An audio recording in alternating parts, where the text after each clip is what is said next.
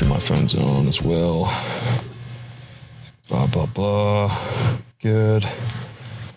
All right.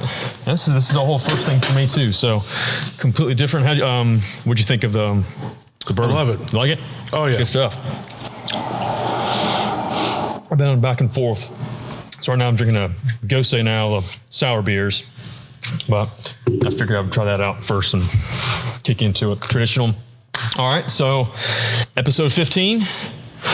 Yeah. Palmetto Weightlifting. I'm here with Steven. How are you doing today? I'm well. How are you? Good. Yeah, this is so not too bad. This is brand new. This is a new setup. I've never done it locally yet, and it's been fun. Been trying to find a damn mic, and I hope you don't mind language. I'm pretty not at all explicit. Perfect. Not at all. Thanks for doing this. Yeah. Oh yeah. Absolutely. I've been looking forward to this one, especially because it's different, and I like to have a good broad spectrum of different people on, and especially something I enjoy doing, and something that's. So one of those things, so without going too much into before we actually get into it, it's definitely one of these, it's a sport, it's a, exercise, everything, different aspects of it, but I hate not being able to complete or do something and pick it up immediately. Mm-hmm. And this is definitely something you just can't start and be a master of. Not at all. Yeah. So it's challenging, and I think that's why I like it. It's like one of those things where I know if I wanted to just resort back to powerlifting or something, for something I've already done and I'm kind of proficient with, I could do it any time. But every time I even think about it in the back of my head, it's like, why stop now? Like you've already done this much, you've already learned this much, you've gotten this, finally kind of getting more proficient. So it is, weightlifting itself is fun. It's definitely a more proficient, almost, I want to say almost a mature weightlift, with lifting weights. So as always, I say drinking the first thing. So good stuff, pretty decent. Oh yeah, that's great. Yeah, I'm more of a whiskey, Scotch, whiskey guy, bourbon than beer or anything. It's a little more keto friendly. Fair enough. But yeah.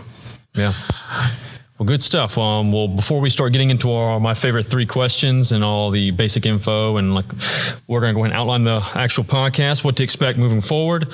So we're going to go into Steven's background, his coaching, Palmetto Weightlifting, some accomplishments, and then additionally jump into weightlifting itself. And we'll get into that a little more where you're probably thinking your typical stuff, but it's probably different what you're expecting.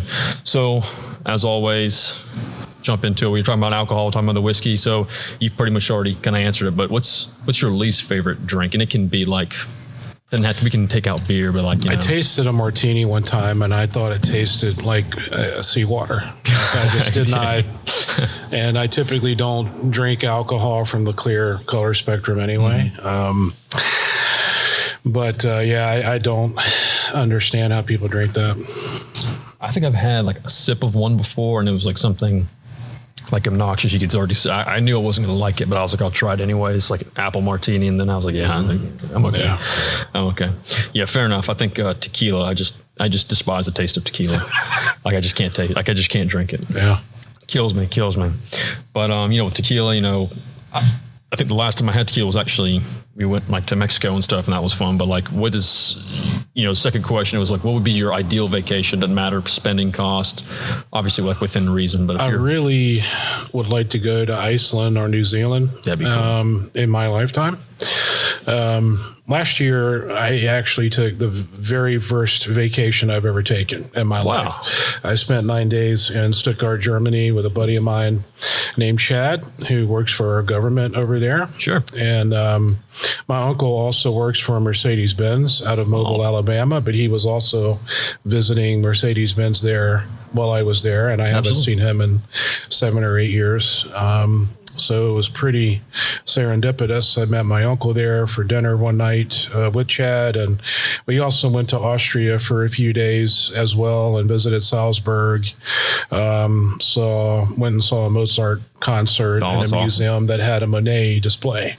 And I saw Monet's Haystacks, and it was the second time I've seen that painting in my life. And every time I see that painting, I never I never would imagine a piece of art would like move me deeply emotionally. But I just look at that, and when you look at the different angles, and at sunrise and then midday and sunset, how he knew how to do that with the colors so many years ago. Yeah, it's just. And then the Mozart concert was played on a harpsichord that was made in 1749 that Mozart composed on. Wow. And some people don't like harpsichords, but I do, because there's one volume to a harpsichord. You can't bang on it like a piano. And it was just a harpsichordist with a violinist. And it was just, and it was awesome. Stunning, yeah. Yeah.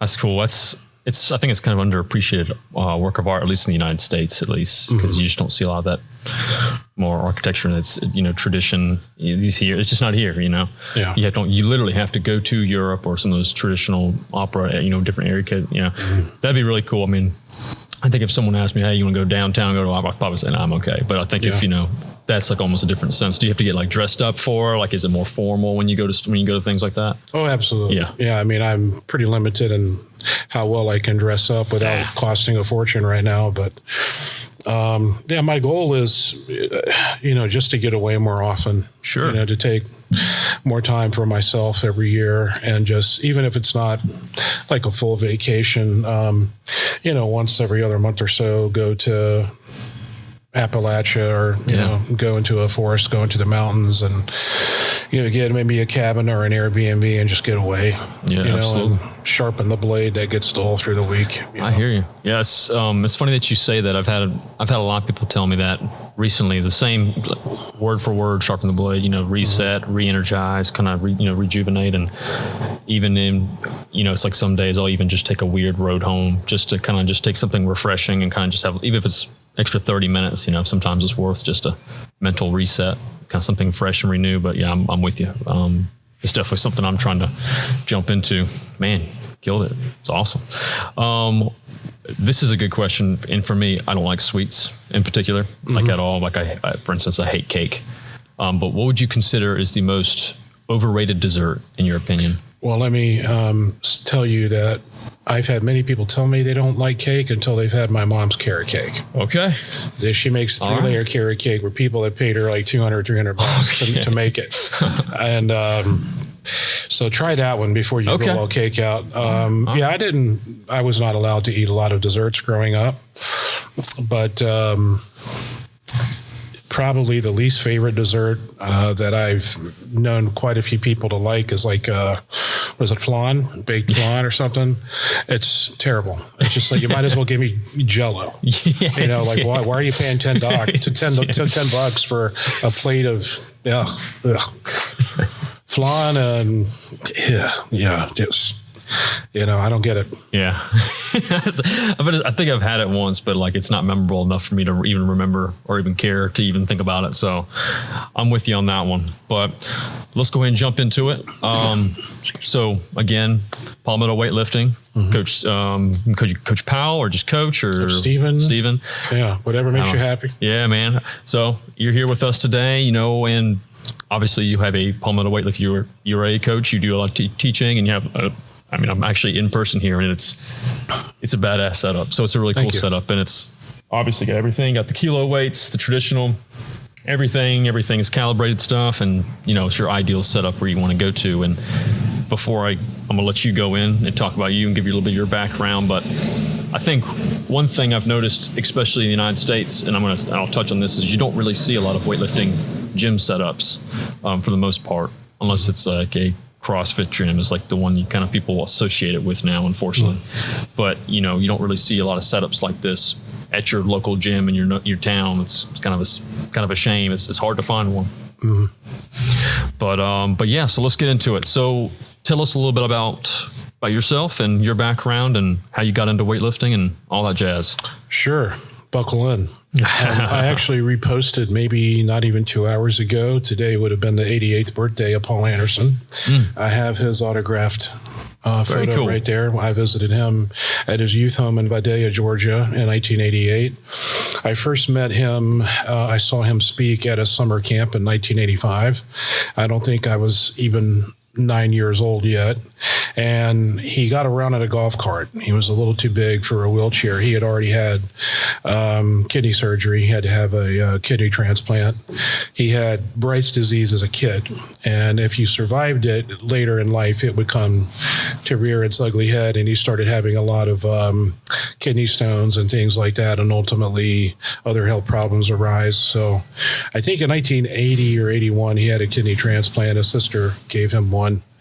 And but when I saw him speak in 1985, it was at a summer camp called Ben Lippen Summer Camp.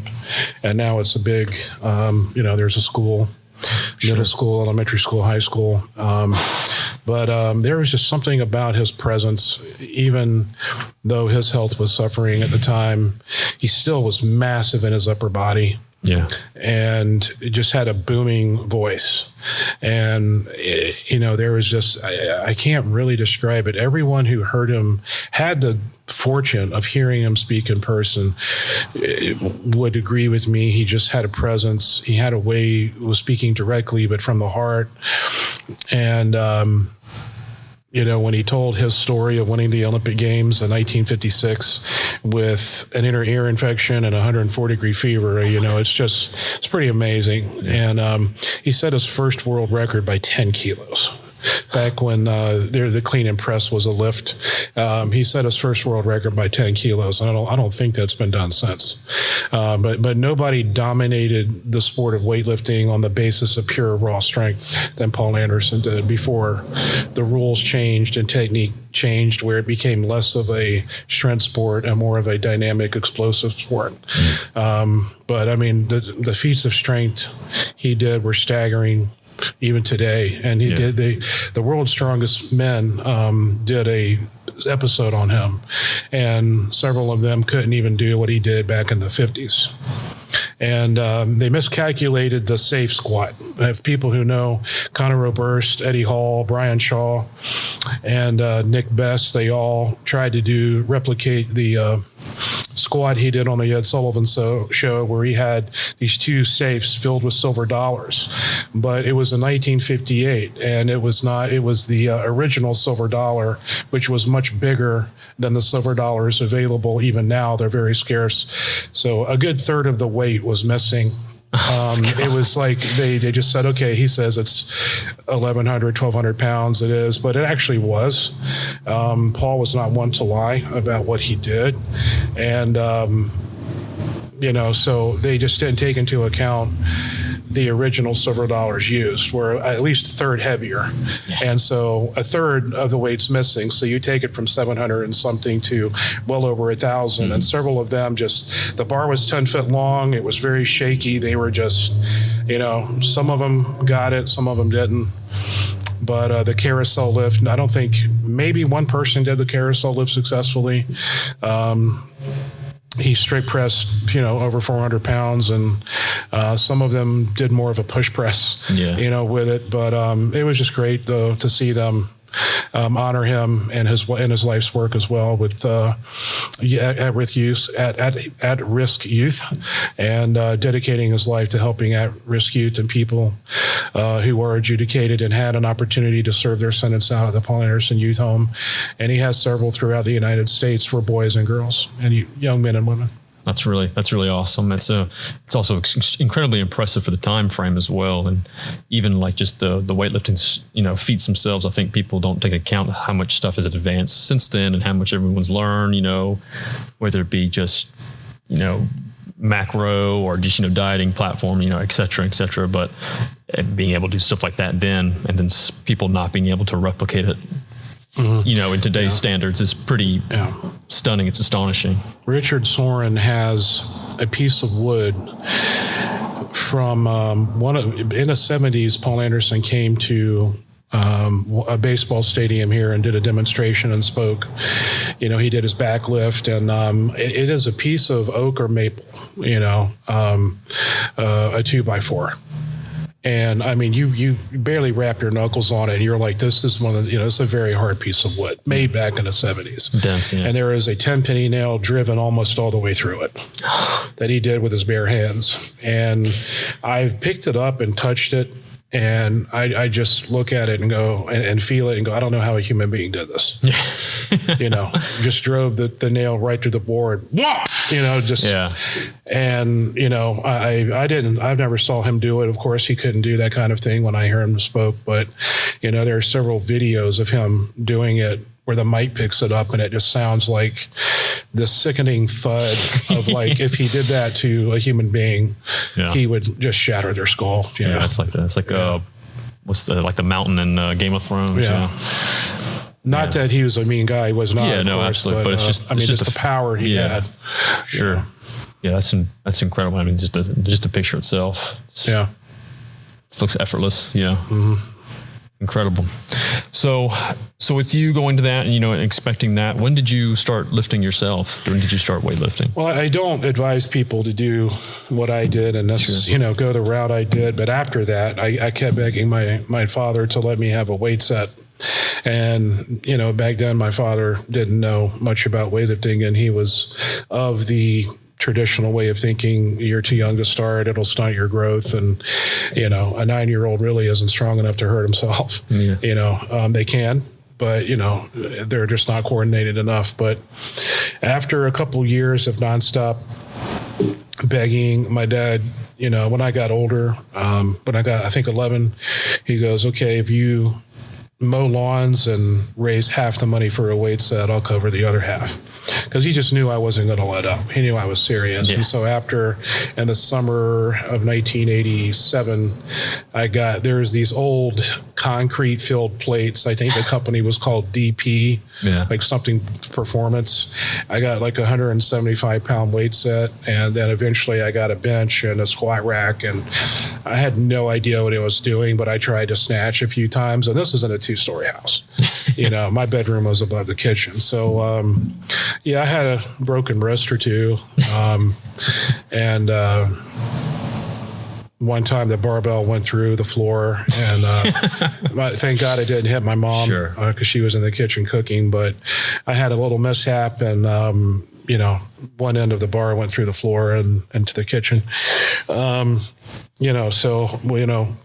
Training in your own bedroom on carpet, I don't recommend. And after that, I started doing more basic, strength training, presses, bench presses, what I could. That was not dangerous, but, and then gradually some years pass, and I get a gym membership to Irmo Sports Gym, and they had lifting platforms, bumper plates, Alico equipment. At the time, I didn't know who they belonged to, but they happened to belong to Richard Soren. This is when, Soren X was kind of a new business, a very new business. And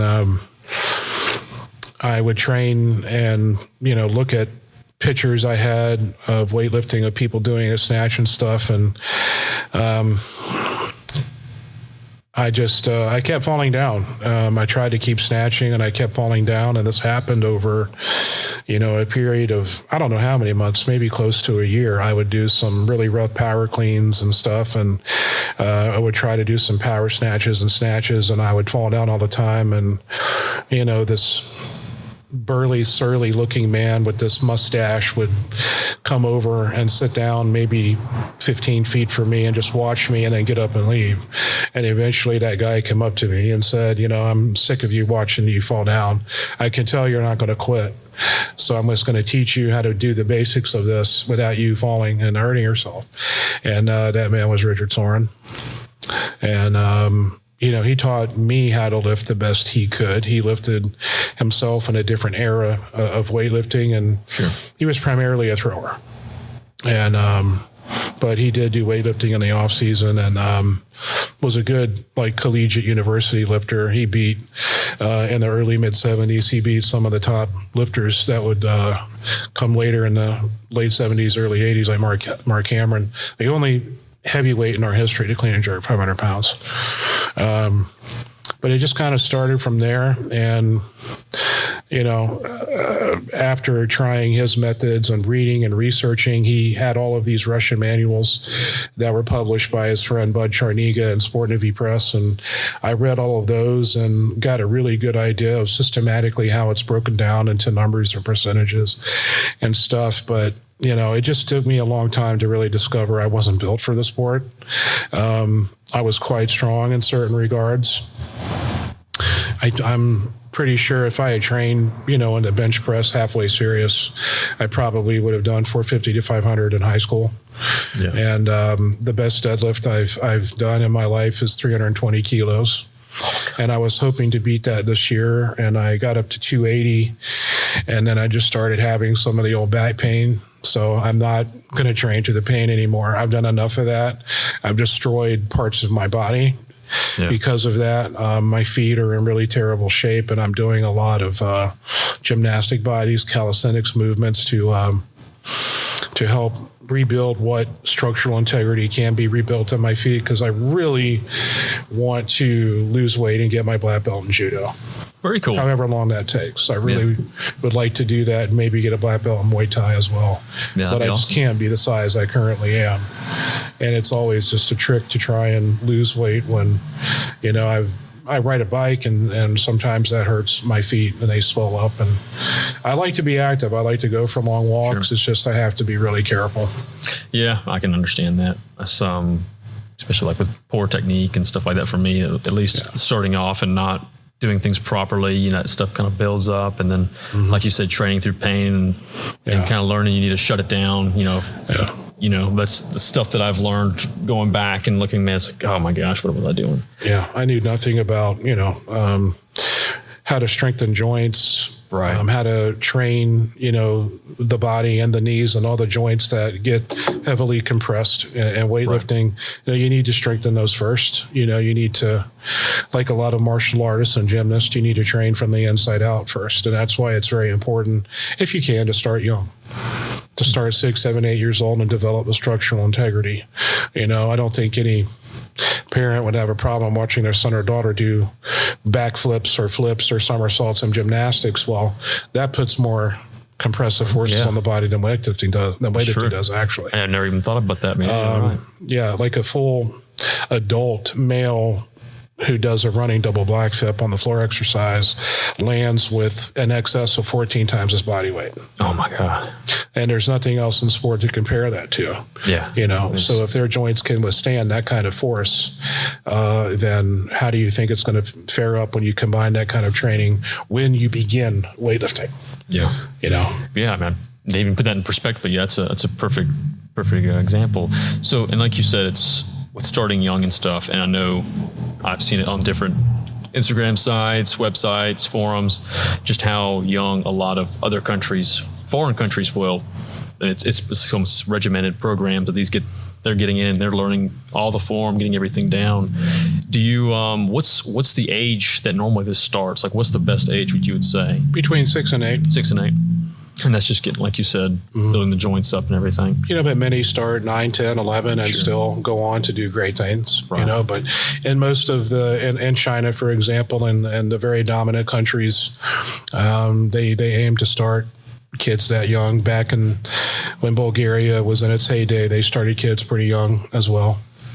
Is that just around 10 or 11? Yeah. Is that just more of like a dominance kind of way of them just making sure they don't lose grasp of the sport? Or is it just, No, the younger you are and you learn coordination, the better you are. Have you ever seen an adult who never learned how to throw a ball? Yeah, I haven't. It's hilarious. Yeah. When you see a full, and I'm not, some people just don't grow up in athletic families. Sure. And we're seeing more and more of that. But when you see a kid, a young adult who's never learned how to throw a ball, it's hysterical because one, they're cerebral and they overthink it. When you're a kid, you just taught the very basics of how to throw, how to pull your arm back, how to maybe push your foot to the ground. And you just start throwing small pebbles or rocks. And then you graduate to, maybe tennis balls and baseballs. And you just, over time, you just figure out how to throw. Movement and everything, maybe, a football, things like that. But the sooner you learn that kind of coordination and develop that kind of neuromuscular coordination, you can always, no matter how really old you are, you can begin training your nervous system and your central nervous system to fire and be coordinated, because the greatest ability required for weightlifting, according to Robert Ivanovich Ramon, is to get as low as possible, as fast as possible. That's the greatest skill necessary. And the later you start, especially in the 20s and 30s, people start they're too cerebral, and they have, doubts and anxieties about really receiving a bar low on the snatch. Like, it's the snatch is one movement overhead from the floor, and, they just start overthinking it and getting a little too ahead of themselves. But when you start young, there's no fear. They start with bars. They've done it for so many years, for who knows how many repetitions. Yeah. But they've learned that, and there's no fear when they get older. That makes complete sense too. Yeah. I won't get too far in that, because I want to touch on competing and stuff like that later on. But so when did you start coaching officially, or did you were you under someone coaching and kind of like getting a tutelage on how to develop programs more and coach? I started coaching to a degree when I was still in high school. Wow. I found that when other people would come into the gym, for example, football players and other athletes, to learn how to power clean and things like that, I found that I had a knack for explaining it better than I could do it myself. And so before I even graduated high school, I started, not for money, but I started coaching a small group of people who were either looking to get stronger and gain weight, to go into like the police academy and Sure. things like that. I knew the numbers. This is how you get stronger. This is how you use progressive overload. And I could explain that to them and write out programs for them that were quite successful. I did not really think much of mobility at that time. But a lot of people got some good results from my training programs. And, I hadn't slowly developed any weightlifters per se yet. I could teach the power clean and to a degree the power snatch, but I really didn't start looking to coach weightlifting seriously until I coached an athlete named Jenna Buzzard, or Broussard, forgive me, Jenna, if I mispronounce that. But she was first a power lifter, and when she was 15, within a year, and I can't remember which powerlifting organization it was, to be honest, or like too many to keep track of. Sure. But it was a drug-free organization, and within a year, she won the state, national, and world championships when she was 15 years old, and her best lifts that year were. She lifted raw too. She lifted in a singlet and no squat suit and a belt, and that's it. Maybe she used knee wraps and squats. I can't quite remember, but no squat suit or anything. And she deadlifted 195 kilos, which is roughly 430. She back squatted 210 kilos, which is roughly 462, 463. And I think she bench pressed 115 kilos, somewhere around there, so around 255 bench press. She did more in training and all of the lifts. She just didn't need to do them to establish the record she did. And I looked up all the numbers from all of the other prestigious worldwide powerlifting organizations, and I looked up all the youth records from 14 to 16, which at the time, that's how I worked in powerlifting. I don't know if that's still divided up in those age categories, but her total was the highest total of anyone of 14 to 16 in the world that was posted that year. It was pretty staggering how strong she was, but she also moved very well. She had a great deal of flexibility. I started having her warm up her squats by doing some overhead, snatch squats and things like that. And she had some great ability for it. And so I started slowly teaching her how to clean pull, how to power clean, how to snatch pull, how to power snatch. And again, I was very limited in my knowledge of actually how to convey what I knew. And I, didn't have a very experienced coach, like a national coach, who could come along and show me, And so I knew Jenna had a lot of talent So I contacted a guy named Don McCauley, who passed away around a year ago. It'll be a year in November. I reached out to a guy named Don McCauley, who at the time coached for Team Savannah, as I did later on. And Don just really put me at ease. I explained to him what was going on, that I had this lifter. And when I told him what she lifted, I don't know, he really didn't believe it, but when we took her mother and I would take her down there, I just wanted to get another opinion. I thought she had potential, but what did I know at the time? So Don McCauley and all the other coaches looked at her. And at the time, the national women's coach was there. And when she came in and started lifting what she was lifting, and then they saw her squat, they went, okay, she's for real. This guy's not joking. Coach, this is the first time I met Coach Shin-Ho Kang was between Christmas and New Year's of 2000. And so I met him, I met Don, and so I just had a good talk with her and said, listen, powerlifting's not an Olympic sport. And not to go down that rabbit hole, but weightlifting is an Olympic sport. I think you've got some potential. You heard what others have to say, and do you want to do this? This will provide you opportunities to travel. And, at the time, I thought maybe the Olympic Games. Who knew? Yeah. So in 2001, we switched to weightlifting full time, and within 3 months of training, she qualified for the junior nationals that were held in Los Angeles. In 2002, I think. Yeah, in 2002, we switched to weightlifting, and in February or March of 2002, she qualified for the junior nationals. Then we went to junior nationals in Los Angeles, and she won the youth category, the 17 and under category. Cheryl Hayworth was still a junior at the time, and no one was going to beat her on her worst day. But it was a great experience. She won. It happened so much faster than a powerlifting meet because they don't go by flights. They go by attempts, so.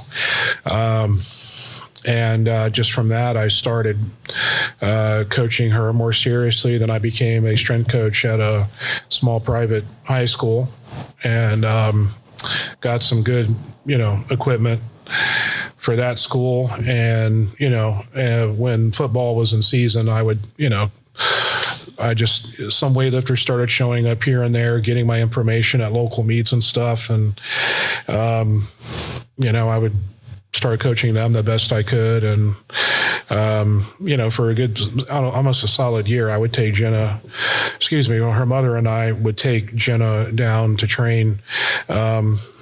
She would get an exemption, like a letter was written on behalf of USA Weightlifting to let her train as an athlete. So she would have a half day on Friday. Yeah. And then right after lunch, we would go to Savannah and she would train Friday. We would stay there Friday night, train Saturday, and maybe go out to eat and stuff. And then we would come back and, I was just very green and Don McCauley was really the guy to tell me, okay, this is how you really want to set up people. This is how you want to get them to address the bar. And, Coach Kang would just come up, and he didn't speak English that well, but he would just come up and just smack you in the chest, or he would just grab you and put you in the right position. And I remember the first time he wanted Jenna to do 100 reps with a barbell, from pulling it from the floor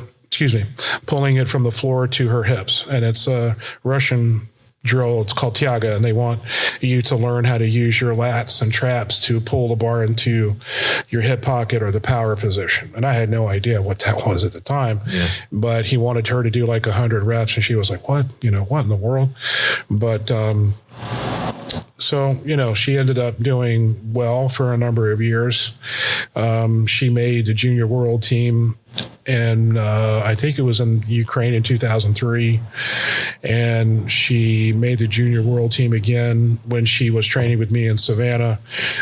She went to Busan, Korea, and she was the only junior female who made 100% of the qualifying total. I think it was 212 or 217, whatever it was that year.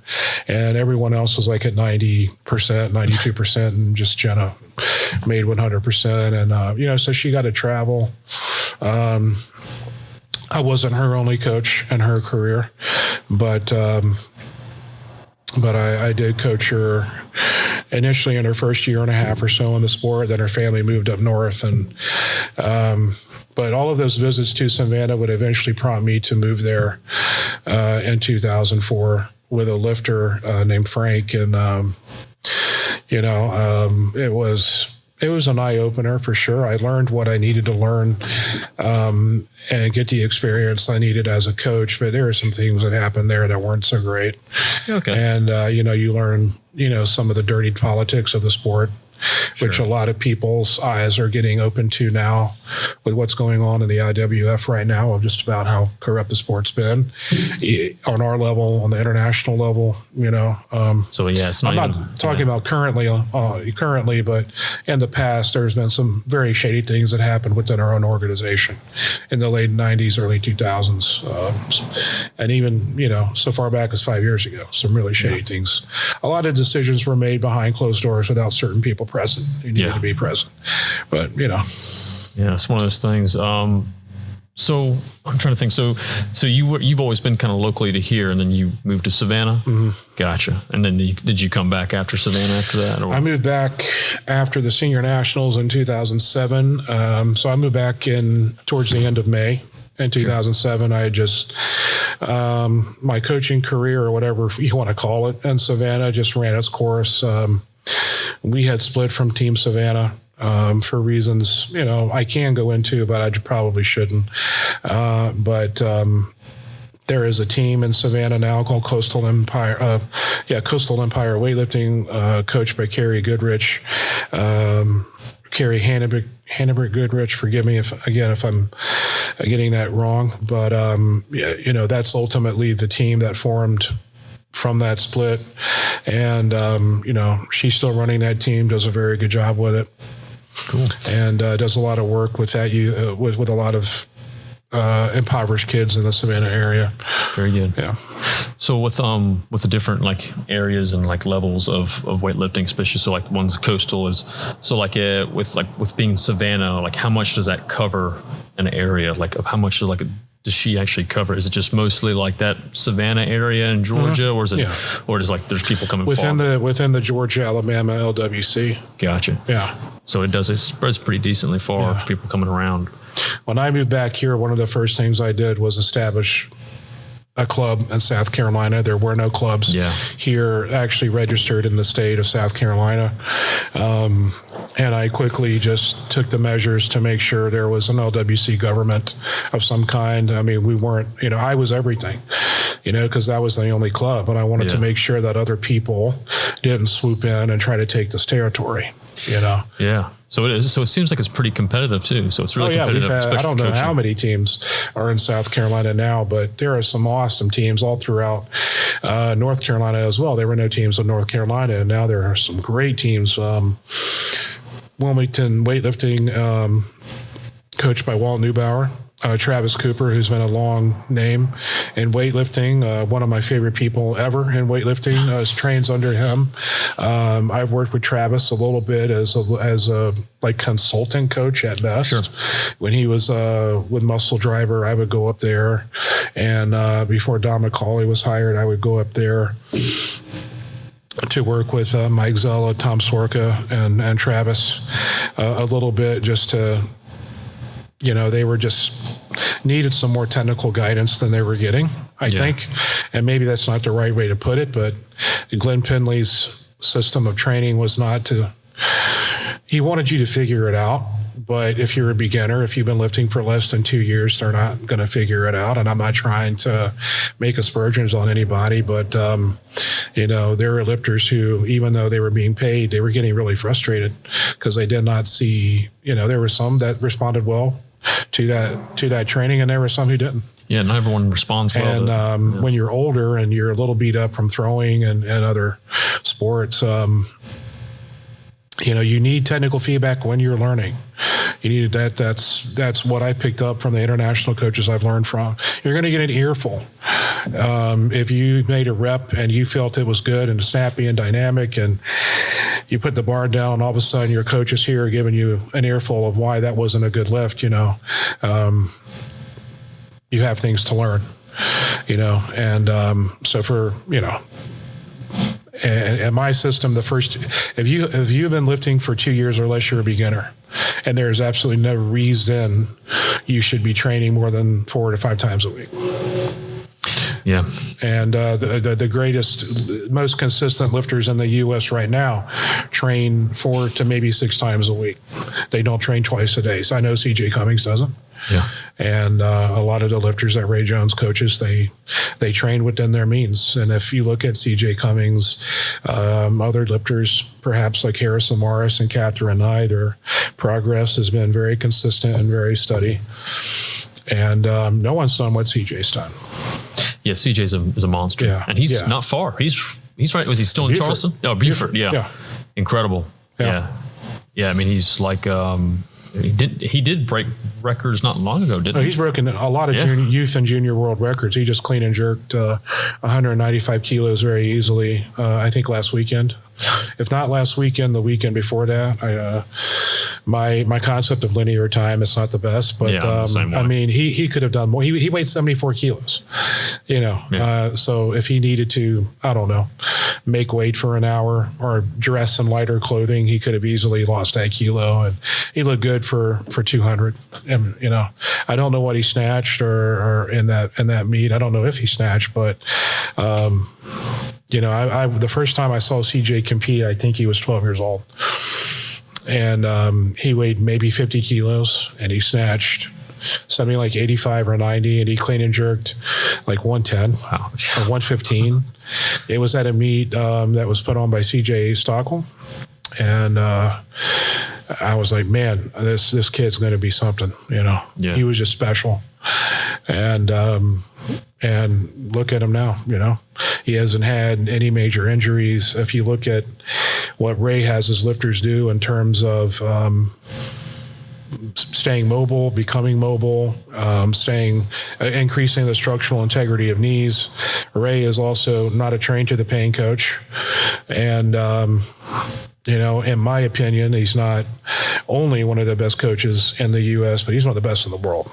Yeah.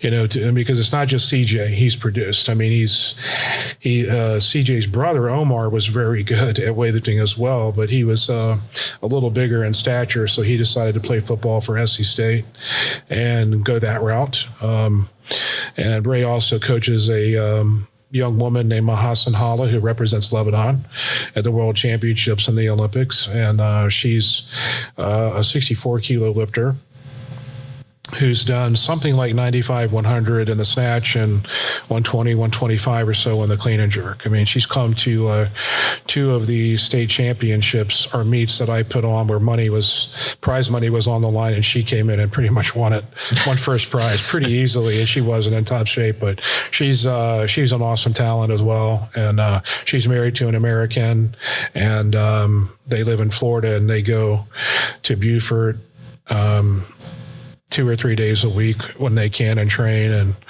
yeah, he's got a lifter named Dade Stanley you're going to be hearing about in another year or two if you haven't heard about him already.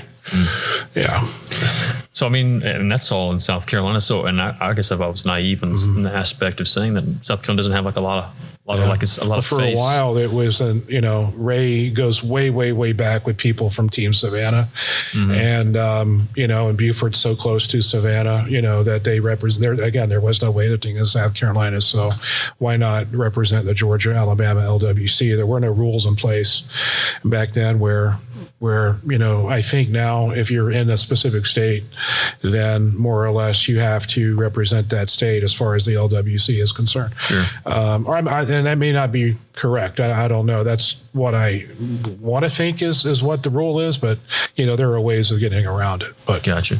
So with the LWC, for those that don't know, and probably myself as well, what is the LWC exactly? It just stands for Local Weightlifting Committee. Gotcha. And now we actually have a government of some kind, an organizing body of a president, a vice president, a treasurer, and every time there are weightlifting meets where we make a bunch of money that's distributed throughout clubs and stuff. And, we are having a state championship annually, and it's moving around the state.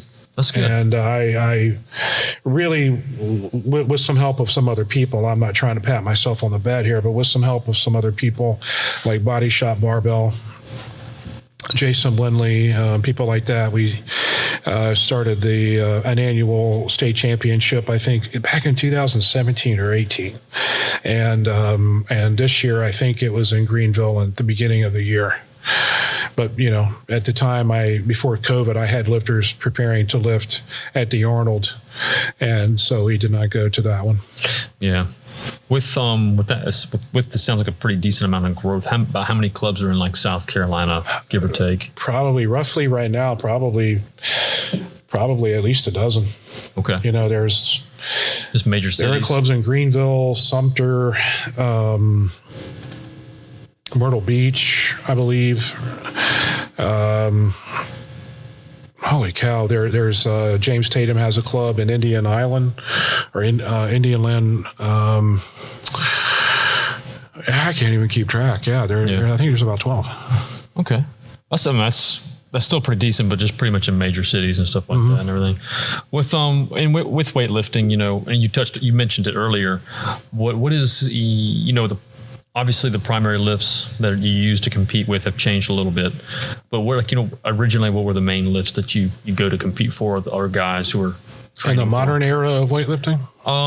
Yeah, we can start as far back as we need to. Well, currently right now there are two Olympic lifts, the snatch and the clean and jerk. The snatch is the first lift, and it's one movement from the floor to overhead. The clean and jerk is done by lifting the bar from the floor to the shoulders. You pull the bar with a specific amplitude and altitude to be able to squat underneath it and stand up. And then you take a couple of breaths, dip, and then use your legs and hips and glutes and everything you can to jerk it overhead. Sure. And typically quite a bit more is done in the clean and jerk than the snatch. Okay, so have some guests, but so with the clean and jerk, and I know there's like almost two forms too. It's like what, a split jerk, and then there's the split jerk, which I would say majority of the lifters do. Sure. There's the squat jerk, which I absolutely hate with a passion, and then there's the power jerk, there's the push jerk. Yes, and the power jerk and push jerk are very, very, very close together. Gotcha. Like CJ Cummings does a push jerk. I don't think he might dip underneath the barbell a little bit. He might squat under the barbell slightly when he jerks it, but it's more of a push jerk, in my opinion. Gotcha. So those are the two primary ones. So primarily, so beforehand, what was the aspect of measurement, or what's the competing? For a long time, there was the clean and press, which was eliminated after 1972 because they were just finding ways to cheat within the rules. I mean, like Vasily Alexiev, the first man to clean and jerk 500 pounds in 1970. Well, by 1971, he was pressing 230 kilos. Clean and jerking 237.5 kilos. They were just finding ways to cheat within the rules of the press.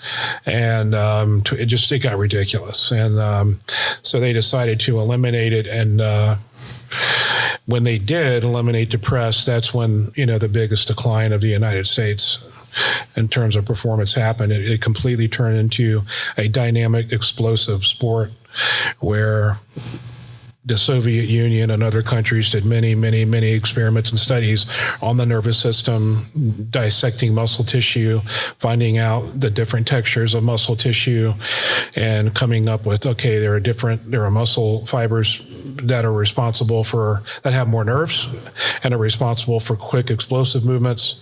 And then there are slower twitch fibers responsible for more endurance. type activities, which is not weightlifting. Yeah. And so you see countries like, you already mentioned like the Soviet Union, so all those Eastern Bloc countries, and then like China and all of those kind of just, they dominated the sport for how long, give or take? Wow. Well, or almost even still now. Only maybe. China has surpassed the Soviet Union in overall gold medals won at the Olympics and World Championships. Yeah. And it should be noted, China is still communist, so, and they also, have over 1 billion population. Yeah. So so they have a huge population of which to pull a lot of talent from, and they do. Mm-hmm. Every year they conduct tests throughout every province in China for people to specifically go into weightlifting. And so when they make their mind up to dominate something, they're going to dominate it. I had a conversation with some about something similar to that, but not in the form of weightlifting, but more or less in policy and building and stuff like that. When they know maybe in 30 years you're going to need this resource, so what do? Now they start hoarding that resource and collecting it and taking it, and then so that way in 30 years when no one can get it, or the price is through the roof, they've got this immense back storage of it. So they always kind of seem to be thinking a little bit ahead of others, but instead of in the moment. But with the sport, at least with you see countries like that, is it growing? Is it a growing sport, like at least in the U.S., or is it like obviously we're having more competitive athletes now? It's exploded in the U.S. I mean, awesome. In 2007, when I moved back here to Columbia from Savannah, and I created whatever you call an LWC, I received information every year about the national governing body and so forth. And in 2007, there were just under 3,000 total members nationwide. There are over 24,000 now. Wow. And steadily climbing. And largely, really the only reason it has risen in popularity is because of CrossFit. Yeah. Because between 2007, 8, 9, 10, we were not doing well internationally. We were pretty, there's no way I can be nice about it. We were abysmal. Yeah. And in my mind and in my way of thinking, there was just no excuse for that. Yeah, there really is. It's we can't undermine doping. Okay. It's very serious, but it's a very oversimplified view to say the reason we were as bad as we were was because every other country was doping and we weren't. I can tell you with 100% certainty, some of our better lifters in the last 25 years were not clean. I can tell you that for certain. And even when our lifters were using, we couldn't hang. We're the best in the world. So to say, okay, well, pro sports exist, football exists, and doping exists, that's the reason we're not doing well. Well, how did war-torn countries like Iraq, Syria send more men to the Olympic Games than we did? We have an unlimited amount of money and a budget compared to what even Canada, who had no organizing body. Most of their lifters were coming out of Quebec for a long time, and they would come to like the American Open, which used to be an international meet, and would come in and embarrass us. And I think the last time they were actually invited to compete was 2007 or 8 or something like that. But given the explosion of popularity and exposing people to the sport at a younger age through CrossFit, you get your Catherine Nyes, you get your Harrison Morrises, you get Jordan De La Cruz, you get lifters whose coaches either started in CrossFit or they got exposed to it through CrossFit. It's been a beautiful marriage. At first, there was some resistance with the USAW and trying to get on board with CrossFit, but I'm like, you adapt or die. Yeah, absolutely. Adapt or die. So with CrossFit, obviously, there's going to be some things that are immensely different compared to weightlifting, and obviously a lot of that follows through, and that's why you see a lot of guys going from CrossFit to weightlifting. But what are the primary differences that you see, or what is it that makes people detract from CrossFit later on, if that makes sense? Well, the philosophy of CrossFit is to be good at many things, master of none. The error in that And my belief is that with something as technically demanding as weightlifting, you have to spend a lot of time learning the technique, learning how to practice, learning how to lift so that you don't hurt yourself, so that you learn the proper movement patterns. And anything that's highly technical, like judo, jiu-jitsu, which I've done to a degree in my life, you're not going to learn it doing it once a week. You're going to be fodder. You're going to be a black belt for forever. You have to dive in, so to speak, and you have to devote specific amount of time to it. I mean, you have to train full time for 2 years. And when I say full time, 3 to 4 times a week for 2 years, 3 years to really even know what you're doing. Just like, playing a guitar or anything that's requires skill and movement patterns, throwing, discus, shot put, hammer, whatever. You're not going to go out and spin and just launch a world record. It's not going to happen. So with the highly technical lifting like weightlifting, you need a specific amount of time to practice. And that's what I am seeing, in my lifetime is that, what I tell the CrossFit people who want to try weightlifting for a period of time or whatever is that, and this is where some heads explode, but the body cannot be anabolic and metabolic for a sustained period of time. It just can't. Not for a long period of time. Only very brief, and then you're just canceling each other out. For example, you will never see a world-class sprinter and a world-class marathon runner come out of the same body. You just won't. Yeah. Okay. If you look at a sprinter, and I've met a few world-class sprinters in my time, they look more jacked than linebackers in the NFL. Okay. Yeah. Holy cow. Just jacked. Just like no body fat. Yeah. Or anything. No body fat, all fast twitch, usually do very well in weightlifting and, in the power clean and things like that. And, so it's just, this is where I just be honest with people. This takes time. This takes reps. I can't tell you if we do this many reps over this period of time, you have mastered the snatch. If you decide to do weightlifting, you have decided to learn the most complicated movements with a barbell, and it takes time. Yeah. And when people get impatient and just expect, immediate them results. to improve faster than they are when they're not mobile, when they have joint pain, I have to have a serious talking to with them and sometimes give them the boot. Yeah. So, and like you just mentioned something important, I feel like, but especially with CrossFit, and you have other sports as well, maybe say, powerlifting, obviously it is possible to make that transition over, not transition, but like that transition over. But do you see a lot of like you said, mobility issues? Is that very popular with, mobility issues coming from like powerlifting and stuff like that? Yeah. I mean, if you're a powerlifter, you bench press quite seriously, and, their greatest weakness is no shoulder extension. And some people don't know what shoulder extension is. If you were to take like a PVC pipe and put it behind your back with your hands, like let's just pretend you're grabbing a barbell in front of you, like you've just stood up with a deadlift. And then you just put that bar behind you with the same grip, and you try to raise your arms to 90 degrees level with the floor. I find that a lot of power lifters can't even get it to 45 degrees without pain. They can't sit down, put their hands behind them, and just poke their chest out and scoot forward and get into a deep shoulder extension stretch. They're in pain.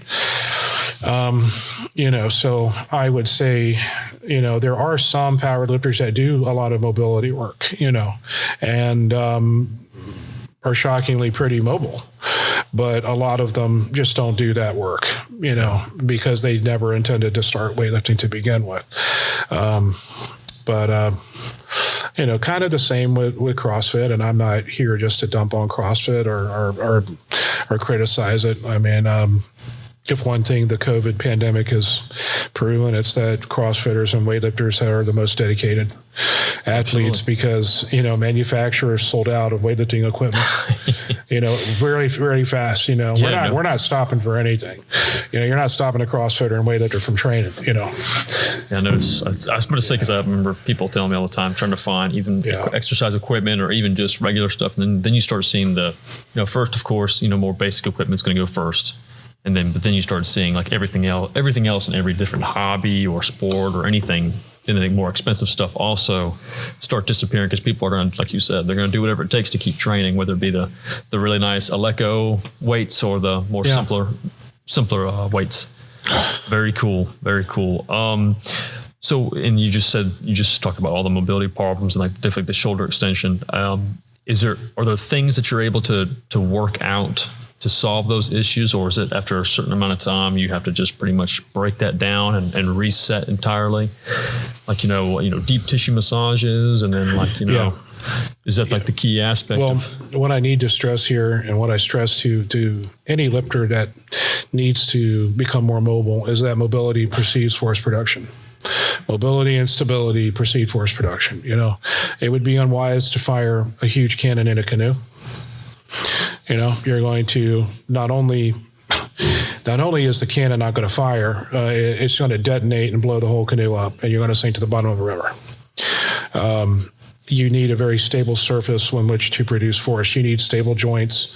Take your shoulder joint. It's like a golf ball on a tee upside down, a small tee. Okay. So, you need to work on mobility very, very rigidly. If you look at the best weightlifters in the world and you actually watch them do a full warm-up, they'll warm up for 20, 30, sometimes 40 minutes, even for a very light training session. I've seen a number of Chinese, Russian, Korean lifters do very extensive warm-ups, from jogging, 400 meters, starting to jog, they start their warm-up with that, to doing 10, 15 minutes of dynamic stretching. And then, they'll stretch out with the bar for 10 minutes, doing various, mobility work with the bar. And they really don't start training until they feel their body is as alert and as awake as it's going to be that day. Sure. That's incredible. So like normally with a general workout session, what is the ideal time frame to the point to where, you're getting the most of everything? I mean, it'll obviously be different every time. It will never be the same, but when is too much, and then like you said, when is maybe too little? I mean, it depends on the age of the lifter and, what they're training for. Yeah. So if there are people who are training, they're more of a hobbyist. Their training, their reasons for training are very different. Some of them train because weightlifting is the antidote to the anxieties of life, like martial arts is for many people, like CrossFit is for many people. I don't train them the same way as I train those who have very serious competitive ambitions to be the best in the world, to make an Olympic team, to a world team, and things like that. With them, I train them far more seriously. Mm-hmm. And, we all have fun, but I don't coach everyone the same, but I coach everyone fairly. But I'm obviously much more demanding on those who higher expectations, because I know what it takes. Yeah. I've seen what it takes. I know what it takes, and I know the cost of when you put your body through that kind of training and you don't do the mobility work and you don't take care of yourself. There's quite a few of the best lifters of 10 years ago limping around, walking around, in pain, and, Cheryl Hayworth will tell you she's one of them. And I think that's a good point, especially, and making sure that's a part of a big. I mean, I think on all lifting aspects, and you said like power lifters starting out getting kind of more flexible, and I think that's vital in all those lifting weights. But additionally to that, though, when you're getting started into something like that, and you mentioned costs and stuff, and having a coach and having somewhere to go to do those lifts, what are like the ideal things that you need to like pretty much have? Getting into the sport, like, obviously a good pair of actual weightlifting shoes, not your standard Nikes, not Nike, but you know what I mean, like running shoes, etc. Well, more so than any kind of piece of equipment, shoes, lifting singlet, whatever, you have to have the right mentality. Yeah. That's true. Mentality. You have to have the right kind of attitude. You have to have a very humble attitude. Like if you were going to begin doing judo or jujitsu, if you have a high opinion of yourself, you're going to be knocked down about 20 pegs real quick when someone half your size ragdolls you, arm bars you, knee bars you, ankle locks you, and chokes you out numerous times, or gets you to tap. You know, it's very humbling, and it's a necessary humility. It was for me, you know. And there are just some things you don't do in those martial arts. You don't go up to your judo professor and go, "Hey, when am I going to get my green belt?" They're going to go, "Oh, really? You just asked me that? You're going to go back down to a white belt." Like, you just don't do that. It is their decision when it's time for you to go up. You know, they need to see the things that they need to see. So in making that point, there are two kinds of athletes. There's mature and there's immature. Mature athletes know that this is a complicated sport. They know it takes time, a lot of time to invest, and they need to be coachable. You know, they don't know how to lift. That's why they're coming to me. Right. You know, and they want to either learn how to lift to get better at weightlifting and just to do it safely, or they want to seriously compete. But either way, you better have the right mentality and the right attitude. If not, this isn't going to work. Yeah. So when someone comes here for training, I just sit them down and go, "How can I help you?" And just let them talk and go, "Okay, what are your reasons for wanting to do this?" And I let them talk and I find out their reasons. You know, I engage them. You know, you have a real conversation, because the older you get, you're going to find that the question asked most of the time is not nearly as important as the questioner. Because behind a lot of the questions I'm asked, there is this person going, "Am I good enough? Will you like me? Do I have what it takes to do this?" That's what their heart is telling me. You know, that's what I'm reading from them. And I take that very seriously. You know. Do you see that a lot more in younger generations now? Oh, yeah. More so than before? Yeah. Yeah, for sure.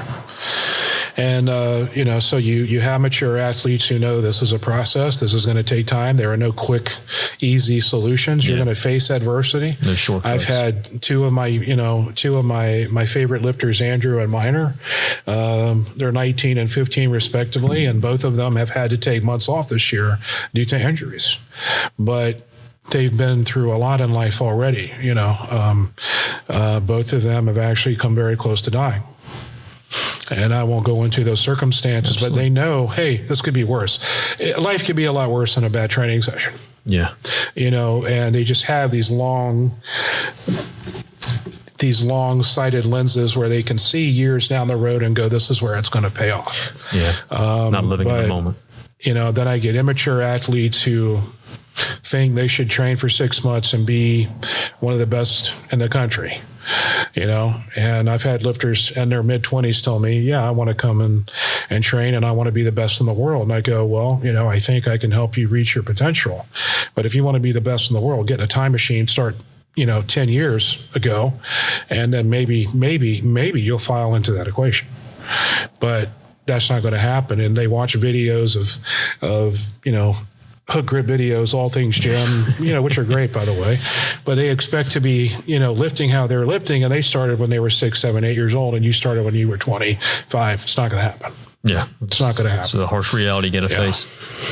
And so the mature athlete takes my criticism when I feel that they're not training with the focus they should be. If I say, "Okay, put your phone away," and they put their phones away. They don't argue. If I just see that they're a little distracted, I start making them focused as I can. And I might say a joke, I might get up and dance, I might do something, but I'm like, "Guys, we're here to train, okay? You guys are just quiet. The energy is low here, and that's not how this works. We're going to get up, we're going to sit up, we're going to start focusing, we're going to start encouraging each other, we're going to start supporting each other, we're going to start getting vocal about supporting other people during lifts, and, we're going to be a family, Yeah, I think that's ideal. And that's something you don't see in other gyms at all for the most part. Like, I mean, not even just weightlifting gyms, but just any gym, Yeah. It's like a solo trip. You go there and you do your thing, and maybe you talk to someone you've met a couple of times, but for the most part, everyone kind of. Yeah. Everyone I coach does mobility work, stretching, yoga, things like that. That's not negotiable. Yeah. And I'm going to know if you're doing it or not. Yeah. So if I can tell that people aren't doing what they're supposed to be doing outside of the gym, then we're going to part ways. It's not going to work. You're not dedicated. You don't want it. The people that want it are the people that do more work than I tell them. For example, Andrew Miner, there are some others, they stay after their training for 15, 20 minutes to do technique work with a bar between their work sets. If they made a rep, but it wasn't to their best liking, they'll grab an empty bar and work through the very cue that I just gave them. Okay. You made this rep, and how could it have been better? I tell them, and then they just go walk through it in their mind with an empty bar, then have a seat, and they go when I tell them to go, and they usually come back and just blister the lift, But it's just a question of coachability. Yeah. And, just some come in with a higher opinion of themselves than they should. Yeah, I think that's in a lot of sports too. And normally it takes a little bit of humbling, and then they finally maybe get it, or otherwise, like you said, they just can't hack it. It's just something they just can't accept.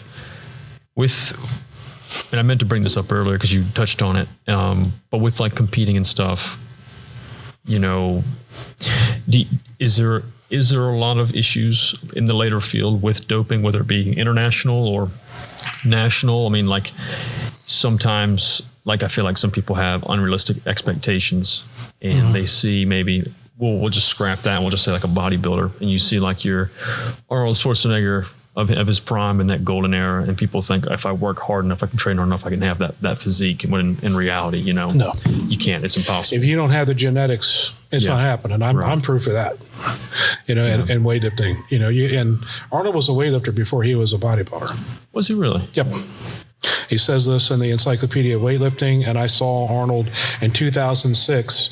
Tommy Kono was receiving a Lifetime Achievement Award by the USAW, and I believe a representative of the IWF. He competed in 4 Olympic Games, won 2, medaled in all of them, won 8-time world champion, was voted one of the best lifters of the 20th century. And this was when Arnold was still governor of California, and with all the security guys, he asked if he could come speak. And they, asked Tommy if I could come say a few words. And then straight off, nothing written out, he gave like a 20 to 30 minute speech on how Tommy Kono was his idol. And when he would train in the snatch and clean and jerk and stuff, it's incredible. That he would watch film and he would look at all the photos of Tommy Kono. And Arnold showed photos of himself competing at like the junior Austrian championships, European championships. And, he said several times that beginning in weightlifting gave his body and his muscles the density and fullness needed to later build the definition on top of, Interesting. Yeah. And it was a great speech. I mean, I'll be honest with you, I was crying a little bit because, Arnold, he just spoke from the heart. He just got right into it and goes, I want it to be known that when people ask Tommy Kono if they know me, I want Tommy to say, no, Arnold knows me. Yeah. That's incredible. Yeah. It's kind of funny how far back it does go and how much it touches different aspects and reach. Yeah. Weightlifting was the second sport added to the Arnold Sports Festival when it became a festival. And there's this great shirt, I love weightlifting, Arnold, he always comes by and watches it. And his son Patrick does a lot of the filming for the Arnold Sports Festival, like several times Patrick walked right by me, and a buddy of mine named Mark Canella, who runs Columbus Weightlifting, and he used to run all the Arnold. Now the USAW runs it because it's a national, it's the AO1 now, but Mark was like, it's Patrick Schwarzenegger, right? I'm like, what? No. Okay. I have not met Arnold personally. I don't know if I ever would care to, or I don't know. I don't know how I would act, but it was literally, he was standing 20, 25 feet away from me, just speaking from his heart. And that was good to see from somebody who you look up to and idolize as this action film star and this just figure in sport, Yeah. I mean, it's kind of what era was the golden era? Was it 80s? Well, technically for them. In the 80s, there were lifts done that have not been exceeded today. Yeah. For example, the greatest clean and jerk ever was by Leonid Taranenko, 266 kilos in Melbourne, Australia. In Canberra, Australia. And my buddy Paul Koffa was the organizer of that meet and put up the money for the world records if they were set there. I've heard all about it from Paul, and that hasn't been exceeded. Antonio Krastov snatched 216 in 1987, and that was not broken until Lasha Telekadze from Georgia did 217 at the European Championships in 2017. And then by the World Championships in Anaheim that year, he upped it to 220. And he just did 222 at a Georgian meet. But, there could also be some... He's been suspended once already as a junior, and I think his name may have been one of the 40 or so included in the McLaurin report. Yeah. About all the doping positives that were swept under the rug by former IWF President Thomas Sayan. And for people who don't know what I'm talking about, the McLaurin report is a 180-page report that you can download from IWF. And I don't know if you can download it anymore given what's just happened this week. But, our sport's, it's in dire straits right now. Our sport is in as serious of a position it's ever been in of being dropped from the Olympic program after the Tokyo Games. And it's very disturbing, and it's very disturbing to see the IWF do what they did, to fire the people they did who are trying to clean up the sport. I would think whether one dopes or not, you would want an Olympic Games to compete in. Sure, and you would be willing to tie it back a little bit or completely and do what's necessary to clean the sport up. Weightlifting gets the black eye. It's hard for me to think that per capita, track and field gets more doping suspensions than us. Swimming and other sports do. It's just weightlifting gets the black eye. It's what's equated with doping the most, and it's it doesn't have the most violations. But in track and field, you have all the sprinting, all the throwing, right? And there have been sprinting events where the first 5 places tested positive. That's never happened in the Olympics in weightlifting or at a world championships. There have been maybe 2 people test positive in one session, but so we've got to make some reforms and some changes if we want to keep the Olympic Games, the weightlifting in the Olympic Games. And I think that we are proving and showing the world through Catherine Nye, who's still a junior, right? Okay, senior world champion, with CJ Cummings, with Harrison Morris, that you can compete with the best in the world drug-free if you start at a young age. You do mobility and you're mobile, and you can express your power through full ranges of motion safely. And, I think the countries that have the most doping violations, that they spent just as much time learning how to take advantage of the latest technology in terms of, and diet, nutrition, and sleep recovery, right, and cryotherapy. All of these things, if they really investigated how to develop clean athletes, then they would be developing just as many good athletes. Would they be lifting what they are currently? Probably not. It would be down a little bit, but it would be clean nonetheless. Yeah, I mean, hopefully, I guess, like you said, for the good of the sport in the future, hopefully they can make that decision, or I guess it's almost a moral decision at this point. But yeah, it's almost hard to believe, because how long has weightlifting been in the Olympics? Since the modern era began in 1896. Yeah. And as far as overall worldwide participation, it's one of the most participated sports worldwide. I mean, good Lord, there's so many countries compete in it, from Africa, Asia, the Middle East, Europe. Yeah, everyone. There's no exclusion from it. North America, Central and South America. I mean, there are a lot of great countries. Colombia, Venezuela, Cuba have produced some world and Olympic champions. I mean, it's,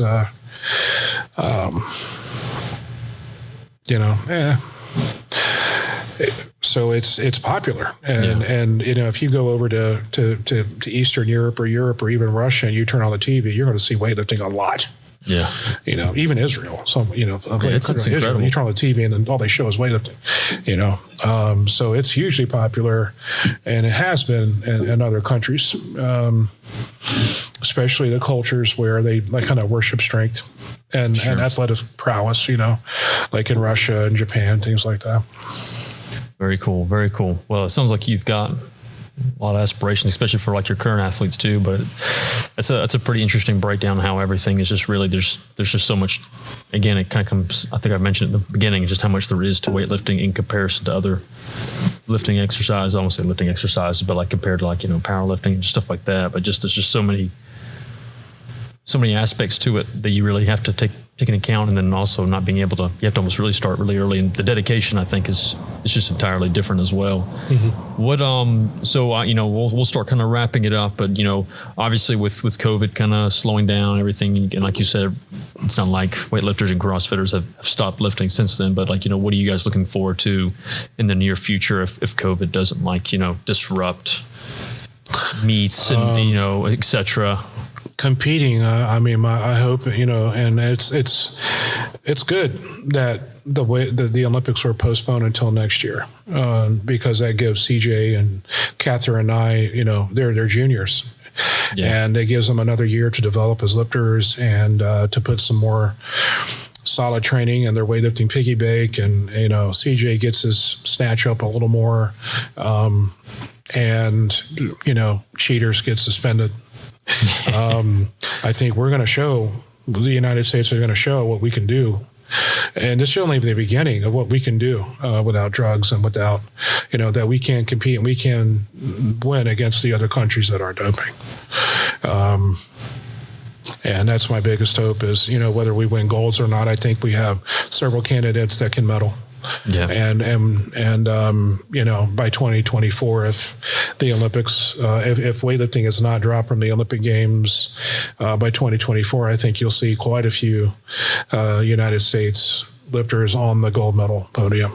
Yeah, it's funny how the trending from kind of being basically the very bottom of the barrel and aspects of weightlifting to all of a sudden, you see that rise again, and just kind of like almost a rebirth, but kind of just a reemergence, and hopefully getting into that program.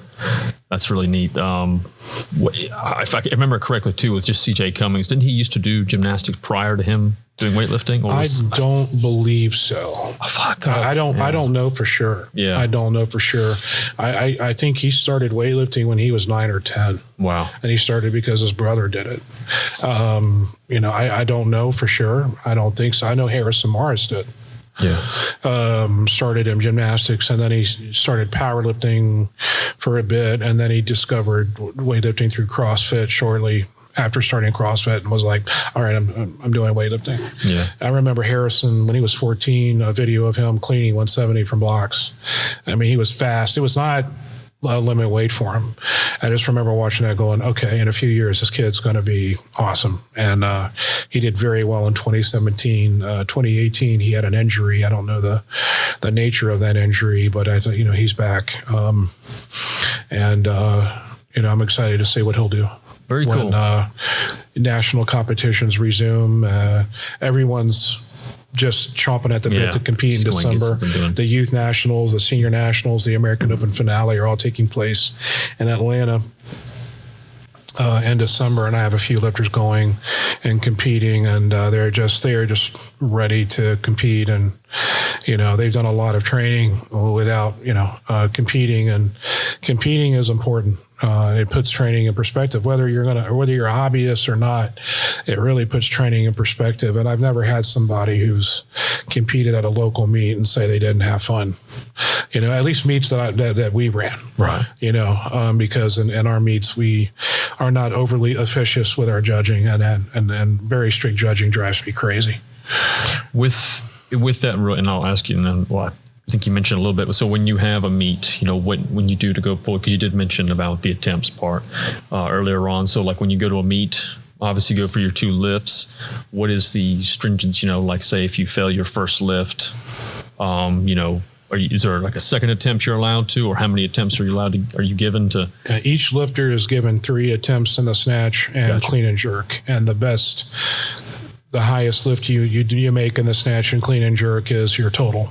Gotcha. And then your total puts you first, second, third, fifth, whatever. And my more experienced lifters, they're opening attempts that they should power snatch or make in their sleep. If you miss your opening attempt, you're going to get this look. Yeah, you're in trouble. From me. We don't miss our openers if we can help it.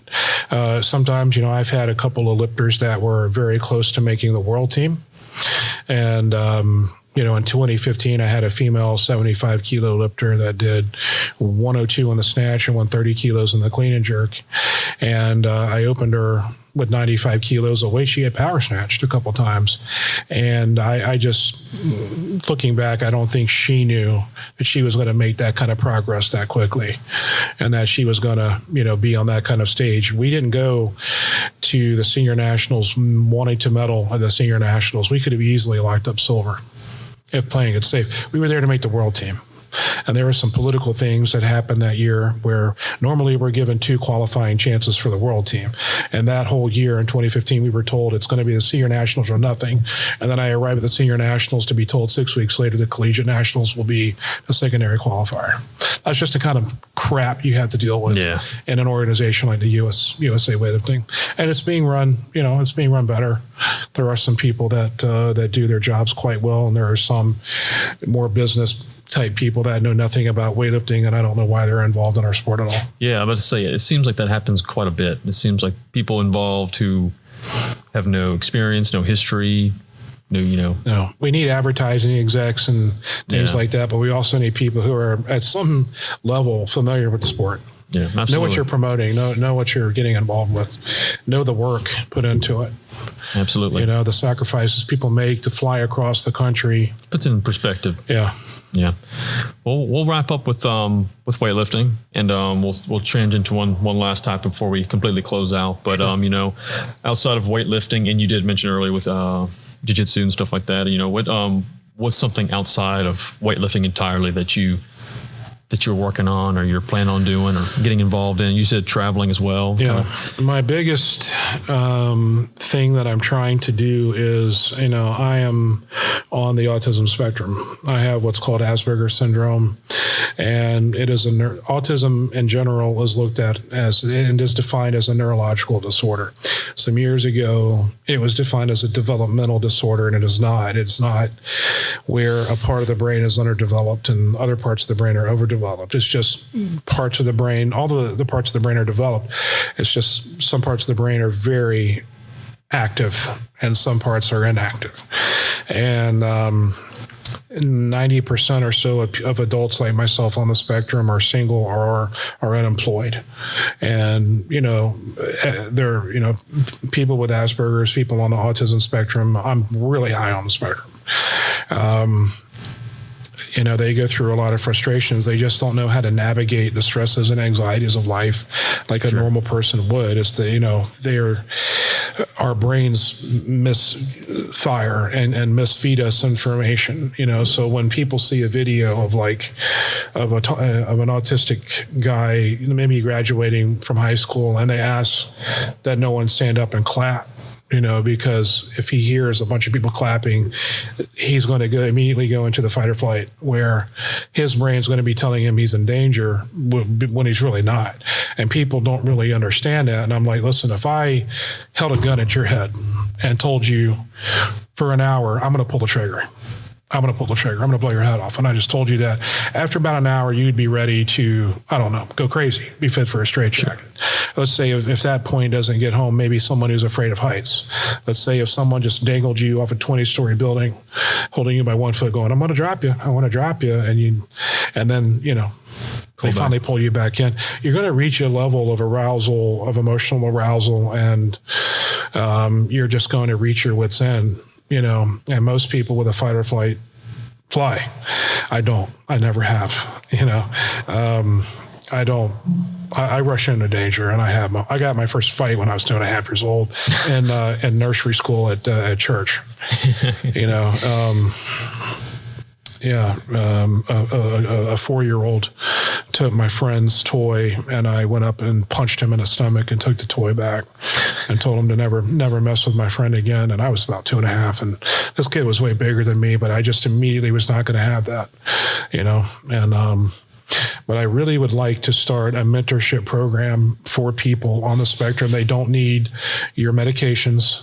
They don't need to sit on your psychiatrist's chair or couch, because psychiatrists and psychologists have largely proven to be very inefficient, impotent. And treating people on the spectrum. And I will tell you this with 100% certainty, there are more natural remedies and medicines that are far more useful to dealing with the anxieties of autism than prescribed medications. But they just need to talk with somebody who survived high school, who survived adolescence, who is self-employed, and just they need to talk with someone. How did you get through it? How did you manage to navigate life through all of this? I've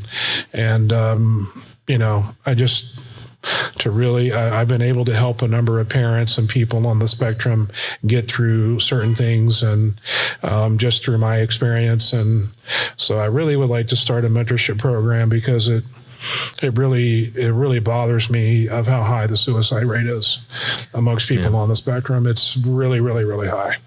And there are good intentioned people in South Carolina who start South Carolina Autism.org or Autism Awareness, but they're volunteers, they're underfunded, and they're organizing walks. And while you're organizing walks, more people are going to kill themselves. The suicide rate in South Carolina in general is very high. I didn't know that. It's over twice what the homicide rate is. Oh my God! Across the board in the country, and now with COVID and things like that, it's even worse now. Yeah, people are just opting not to face whatever life has, and so I whatever notoriety, if any, I gain, from weightlifting or whatever, I really would like to use to help reach out to parents who are like my parents. They're just beyond frustrated. They're ready to pull their hair out. Just really help their children by telling them, this is what you do, this is what you don't do. Because I come across a lot of fathers, especially, who feel like they need to assert their authority as a father, and I go, well, you do that and bad things are going to happen. Your son's just going to shun you and turn you off, and you back off, you let them, you introduce the idea of change very slowly, especially from high school to college. So people on the spectrum, they're very bright, they're very smart. I have two very good friends that are on the spectrum. They're both married. One is expecting his first child. One has a 6-year-old. He has a college degree, but he lives a very simple life, and I hope, he has a passion for grilling and cooking. He's phenomenal.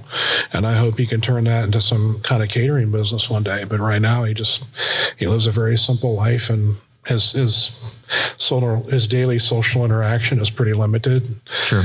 But that's what I'd like to do. Yeah, that's pretty neat. That's really cool. I mean, and I think that makes a big difference, especially because I think a lot of people learn a lot better from experience from someone else who's been through it.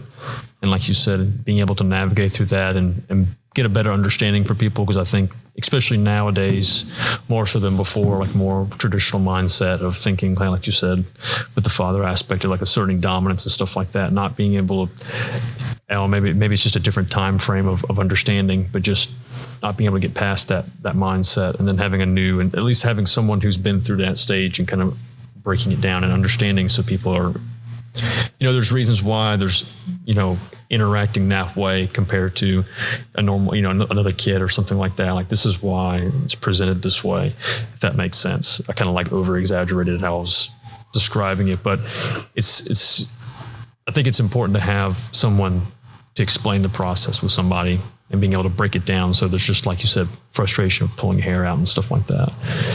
And I think that goes for a lot of things too, where people just don't have an understanding of stuff. Mm-hmm. So Yeah, that's really cool. How would you do that? Would you like have even if it's not even related to weightlifting, but like would you just have like a? I don't know. I've reached out to a number. I'm not necessarily a guy to pound the pavement or whatever. Sure. I've spoken to a number of friends of mine who are in public speaking and public coaching and in the public sphere, like my dad, who's a professor, and I've made a lot of phone calls without getting any returns. I've contacted a few parents of who are a parent to someone on the spectrum, and at first it seemed like they were on board, but I don't know. I just maybe it would work if there was like more of a, not necessarily a classroom setting, because I hate classrooms, so maybe a little auditorium or something where, it could just be like a Q&A where just parents and people on the spectrum could just go. I could just tell them a little bit about myself, what I've been through, the struggles I've had. And yes, I survived it. Yes, I'm alive and kicking and love life, and I'm a very fortunate, blessed person, and I've made it through it. And if you do a few things, in your life, you will make it as well. Yeah, that's really cool. You will find your niche, and you will find a way to turn your passion into some kind of business, like Bill Gates is on the spectrum. Didn't know that either. Yeah, you ever watch an interview with him? Yeah. He's not the most socially astute. Neither is Elon Musk. I'm very certain he is on the spectrum. Yes, me and my life partner gave birth to some human child named something you can't pronounce, but look, whatever guy. He only sleeps like 3 hours a day. He's just always working, and that's a big sign of someone on the spectrum. Although I'm not diagnosing him for sure, but like Dan Aykroyd's on the spectrum. If you ever watched the Joe Rogan interview with Dan Aykroyd, that guy is a walking thesaurus of, he makes his own vodka, ghost stories, how he wrote Ghostbusters. Like, Joe Rogan kept going. He does not have anything in front of him. They talked about cars for like an hour. Yeah. They're big car guys. And it's just, he is this, that's kind of what we are. I could tell you the history of weightlifting. People would often ask me questions because they know I have like an encyclopedic knowledge of it. But that's it. Weightlifting has been my limited but intense focus throughout my life from a very young age. Yeah. Very cool, man. That's awesome. It sounds like it's like one good way if people just can't get back to you, or won't come back to you to in response, is maybe in a podcast. Yeah. If that's something you've thought about or contemplated, because that's a way to distribute it and have people listen to it and and have your contact that way, so people can at least hear the message and they don't have to go to an auditorium if they don't want to, or if across the states, and that expands your reach too. So it's not even just local. You don't even have to travel. Well, obviously that's always a cool aspect of being able to do that and go meet in person, and going in person compared to hearing someone's different, obviously, but that way, that expands that reach out too. So maybe not even nationally, but you can even go all the way, from different countries and stuff. That's, that would be a good way for you can try that. Maybe that'd be a cool way of going about it. Absolutely. Really, but we'll go ahead and wrap that up here. That was a lot of fun. It was a lot of info. And did you have one final? I saw one final question. We haven't. Oh, and of course, and that's how we always wrap it up. Where can we find you and Palmetto Weightlifting? Was there another one on there? Like, how would I define success or something? Or let's see. I may have actually glanced over it earlier. There was one that I mentioned. What would you consider your most successable aspect of your coaching career? That one. There was it. Which one was that? Yeah, that's it. Yeah. So maybe to strike the nerve of that question a little easier, how would I define success? Yeah. Fulfillment. Success without fulfillment is failure. And I will elaborate on that, and forgive me if I get a little choked up, because this gets emotional for me. The knowledge and experience I have in weightlifting has come to me at an awesome price. And I believe I have the knowledge to produce champions on elite level. Now, whether I do or don't is not how I define success. I am just as fulfilled with coaching the people I coach now. But I have had a handful of people over the years pull me aside and tell me that weightlifting saved their life. That getting involved with our family here at Palmetto Weightlifting and getting involved with me and just me being who I am, a big, a big aloof kind of guy who they've never had a strong masculine role model in their life, and they have a history of abuse. And I've had a handful of people just pull me aside and say, I want to tell you what this means to me. This saved my life, because they were abused as a kid, and they were continuing that cycle of abuse by drinking and doing drugs and things like that, or people who have serious depression. And they say, they have their jobs. Some of them are coaches themselves. And then they say the highlight of my day is always looking forward to coming here and just lifting and being with you guys and just training. And, that's to them that's how I define success is when you can reach somebody and talk somebody off that ledge who's about to give up in life. Yeah. And I'm sorry if this takes a more serious turn than you intended, absolutely. But that's what really has put things in perspective to me, is that years ago, I would have defined success by how many medals we have or how many people are on my resume. And that's really just a chasing after the wind. It really puts things in perspective. Having lost 3 very good friends of mine to suicide, and I know what that means. I know how close these individuals were to ending it. And so when they come to me and say this played a role or a significant part in them continuing to see life as worth living, that's how I define success. Because success without fulfillment is the ultimate failure. And I don't mean to sound like Tony Robbins or some life coach, but if you look at how many people who have had all the success you could ever want in life, and they still killed themselves. I mean, look at Robin Williams, look at Chris Cornell. I don't know. I know Robin had like Lewy body dementia and things like that. And he had Parkinson's, but he battled, serious depression his whole life. Yeah. And that man was great at success, great at achievement, won an Oscar, was in one of the funniest sitcoms ever, was in some of the funniest movies ever.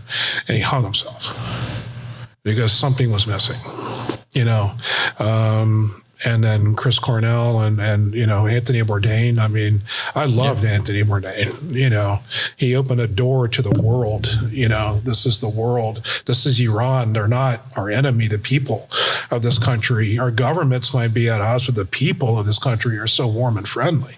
He opens a door to the world and go, man, you put food in front of people and it's surprising how much you have in common.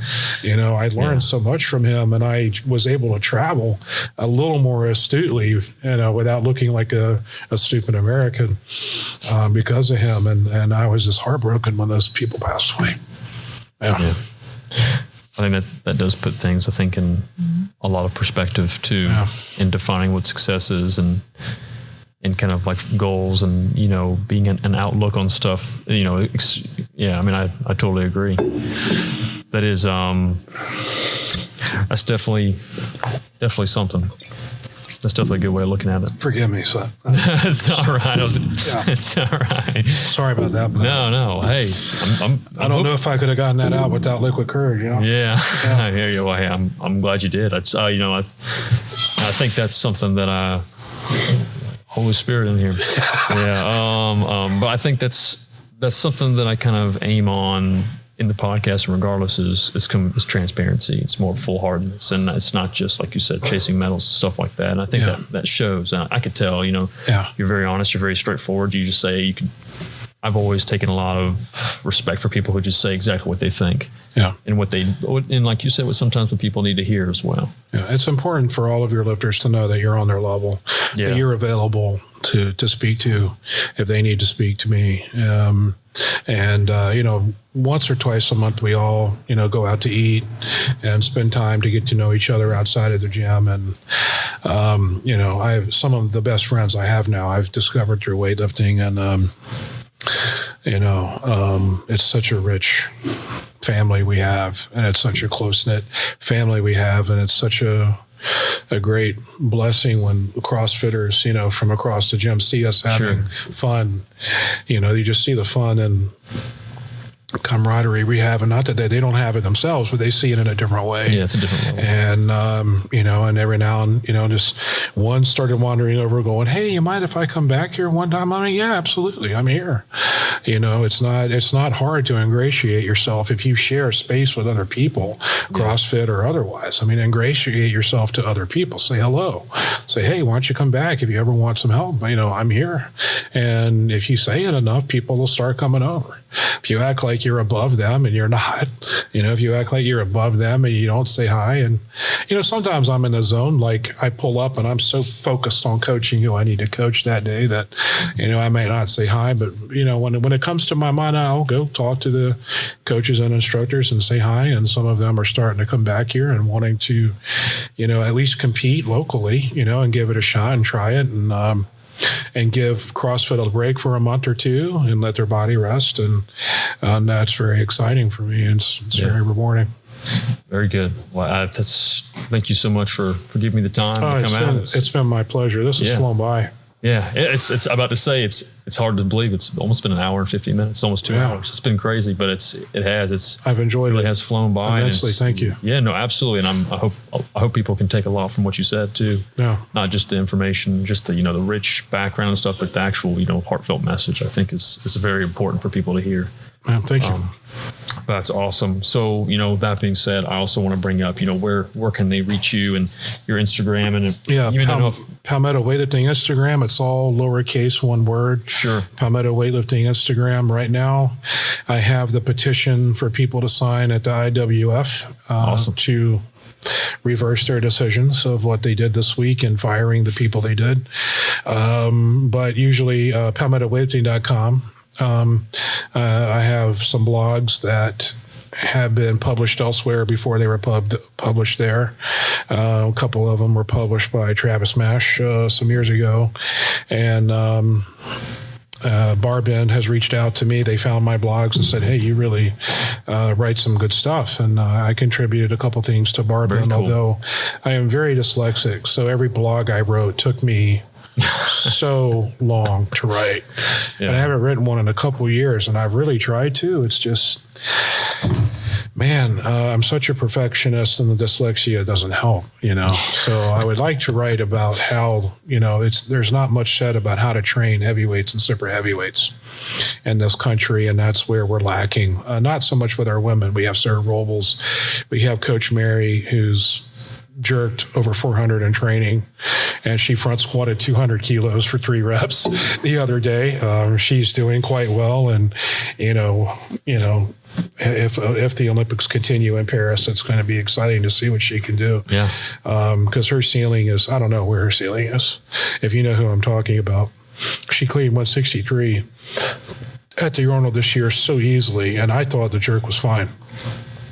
And it was turned down 2-1, but I don't know why. There was legal arm movement, in the jerk. There was no illegal press out, to be seen. But that's another rabbit hole that I could not avoid going down, because I'm going to give myself a stroke if you get me started on the refereeing in this country. But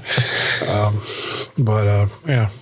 Lots of fun. Well, thank you so much for the time. Thank you. It's been my pleasure. Yeah, the time has flown by, and we'll definitely touch back. Maybe I would love to do this again after the next in a year or so. Yeah, or whenever. I must say after the next meet or the next competition, and maybe get one of your students on too, and they can discuss it. You should come back and start training a little bit yourself. I need to. Yeah. I need to. It's one of those things, and I even, when I'm away and set up a home gym, like I think a lot of people do, but I know you do coaching via that way too. And I ended up moving farther away as well. So, but I need it's not that bad of a trip now, and money is a lot easier now than it used to be as well, coming through this way. But I definitely need to. I want to. Especially since I've kind of reformed a little bit and gained a little more of that mobility back. Yeah. I was one of the people that you mentioned about bench press. Mm-hmm. It was I think the best way to put it is humbling from going from, I would say, my weight class from being pretty strong for my weight, Bench press was through the roof. Deadlift was through the roof. Squat was like my favorite. and then go through this program. I got bored. Yeah. I got bored with powerlifting, and I want to try something different, something fresh, something new. I feel like I met my goals and started doing this, and it was frustrating, but at the same time, getting even a little bit of improvement to me was successful. Like it was reward. It felt rewarding, and then going to you, and then definitely, but I could tell mobility was an issue. Yeah. I was definitely one of the people. Progress in weightlifting is not linear, like it is in other sports. Just like in jiu-jitsu or judo, it's really not linear. Yeah, but as I found out after a few months of grappling training, I was taught how to fall first in judo, like how to fall on my back, how to fall on my right side, left side. And then we started grappling, and I would get mounted and I would tap, I would get arm barred, I would get knee barred, and after Gerard was my judo coach, and a guy named Gerard, he's awesome. He's a cop, and he has Cage Ryu Jiu-Jitsu and Judo. And I recommend him to everybody that would care to learn martial arts or jiu-jitsu or self-defense. But, I just went up to him one day and I'm like, man, am I getting any better? And he goes, so how many times were you tapping a day, a month ago? And I'm like, every 5-10 minutes. Like someone would start with, with side mount or mounted on top of me. And, and I would throw them off and they would be right back on me. And I'd throw them off and he would go, hey, you got to use the technique I've taught you. You're using your strength. Just like you taught me with weightlifting, you got to use your technique to express your strength. You got to using your technique. You're going to be exhausted in 10 minutes. And I'd be exhausted in 10 minutes, throwing people off me, but then they're right back on me. And I'm not, their knees are in my ribs and I'm not able to breathe. But just as he said, hey, how many times are you tapping now? Well, not every 5-10 minutes, like I can defend a few things. And then when lifters are like, man, am I progressing? And I go, well, what was your max when you came here? 50 kilos in the snatch. And you did 3 sets of 2 with 50 today? Yeah. Are you improving? Yeah. Okay. It may not always be measured by how you measure success or progress, but you are progressing nonetheless. Yeah, I think that's important too, to recognize that, especially with a coach to recognize that as well, not just to say, well, you haven't met your numbers and stuff. But yeah, very cool. Yeah, it's. I'll end with this, and I'll say that I had someone else on who also advertised taking jiu-jitsu, and he said, the first couple of years are going to be quite humbling. But he said, one thing is like, after getting more proficient and getting a better understanding of it, you'll be a lot deadlier than you would be with someone who's never taken it. And he said when he started, he was, he's like 6'1", 220 pounds, more of a bodybuilding aspect, but he would lift, and he's a strong guy.